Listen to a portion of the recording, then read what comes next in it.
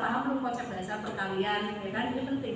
Pada saat anak masih banyak yang belum bisa mengalikan 9 kali 7, 6 kali 5, ini bahaya. Bagaimana akan menggunakan rumus selanjutnya, kan? Jadi makanya penting asesmen awal ini kita lakukan.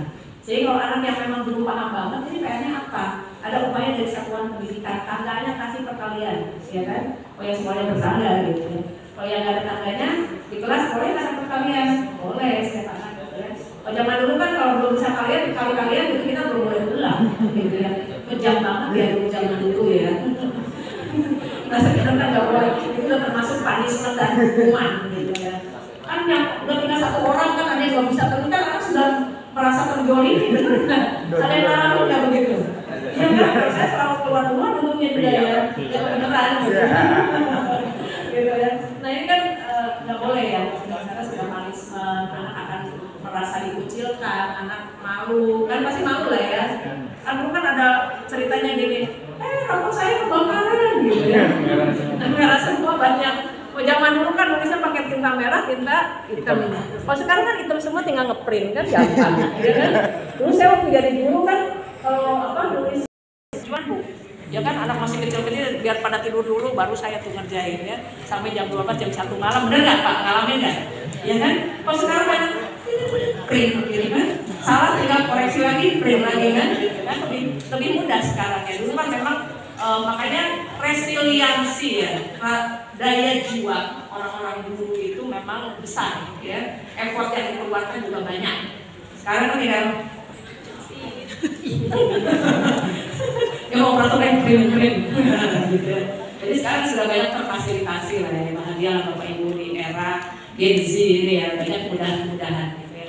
Nah itu terkait dengan asesmen kognitif. Jadi memang kalau kita ingin memiliki pemetaan siswa, kesiapan belajarnya, supaya kita ada pemetaan nih siswa yang masih rendah, sedang, dan tinggi ya. Sehingga kalau yang sedang kan kalau usah guru yang ngajarin, yang tinggi aja lu ngajarin, namanya tutor sebaya kan gitu. Nah yang paling bawah ini perlu diberikan apa nih? Yang paling bawah nih, yang nggak ngerti sama sekali pelajaran materi sebelumnya, yang prasyarat nggak ngerti, yang akan diajarkan juga kagak ngerti, gimana nih? Keluarin, jangan dong. Bapak-bapak jauh dari keluarin. Gimana nih yang paling bawah ngapain nih teman-teman? Gimana tunjuk tangan dong. Ayo. Bapak-bapak, oh bapak ya. Mic-nya kasih bapak dari SMP mana? Waalaikumsalam. Nama saya Pak Zaki dari SMP Depok Ciledug. Oh iya. Tadi kan pertanyaannya bagaimana anak-anak yang paling bawah ya. Pengetahuannya. Biasanya di kursus itu ada istilah pembelajaran diferensial. Jadi bagaimana? Diferensiasi ya. Ya, diferensiasi. Jadi kita memetakan kalau di saya sekolah saya gendernya pondok pesantren. Ya. Nah itu sama seperti kita memetakan halaman tafsirnya.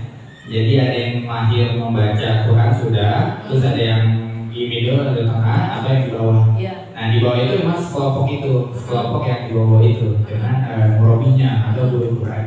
Nah saya aplikatif dengan kegiatan di sekolah di kelas juga seperti itu. Jadi ada kegiatan yang diferensiasi itu. Ya, tepuk segitiga. Ya, guru Kota Depok. Siap.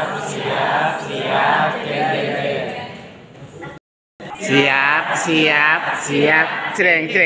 Coba sekarang cepet ya. Guru Kota Depok. Siap.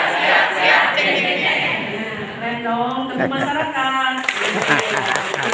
Nah teman-teman tadi disampaikan jadi membuat pembelajaran terdiferensiasi. Tapi sebelum kita melakukan pembelajaran terdiferensiasi, ada yang harus teman-teman lakukan apa? Yaitu pembelajaran matrikulasi. Betul nggak? Menyetarakan dulu nih anak belum bisa perkalian kan harus sampai bisa. Ada nggak alat evaluasinya yang teman-teman buat untuk membantu anak-anak tersebut dengan sumber belajar yang seperti apa? Itu kan perlu ya. Baik, kita sekarang ke T5. Siapa yang mau menceritakan tentang T5? Kita kembali lagi ke sebelah badan. Ya. Tolong jangan ada yang nunduk. Tahu motor saya. Baik, siapa yang mau menceritakan tentang T5-nya di sekolahnya? dari mulai menyusun dari awal ya, menyusun timnya, menyusun perencanaan dan seterusnya sampai asesmen. Silahkan. Atau nggak usah sampai asesmen deh, karena saya mundur semuanya. Boleh cerita aja deh, cerita bebas deh ya, nggak boleh ya pemanakan ya. Oke, ya silahkan. Siapa yang mau menceritakan dia? Mana mic-nya tadi? Ya, tas. Perkenalkan, nama saya Christiana dari SMP TKT Madinah Al-Quran.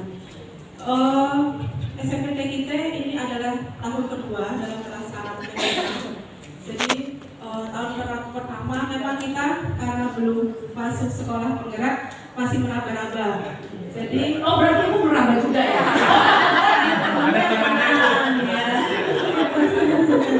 Ternyata ibu ada yang meraba juga pada nampak ya. Tapi Pati kenapa juga? Ayah Christiana lagi. Jadi karena pengetahuan kita belum fix, dalam arti belum tahu ilmunya banget gitu. Jadi kita memang menunjuk salah satu guru menjadi guru kelima seperti itu. Jadi kemudian tetap berjalan. Jadi pelaksanaan kelima yang pertama di kelas 7 itu kami adalah gaya hidup berkelanjutan tentang sampahku. Kemudian yang kedua itu yang kelas 8-nya itu tentang kearifan lokal seperti itu. Nah kita di tahun pertama karena tidak tahu modul aja, tidak tahu ini gitu kan ya sudah kita project maksudnya. modul project modul project. Jadi kita sudah kita pagelaran aja gitu. Kemudian ditampilkan hasil karya anak karena kita berpikirnya waktu itu harus ada produknya gitu. Jadi harus wah gitu. Sebenarnya yang namanya project itu adalah penanaman karakter untuk siswa seperti itu.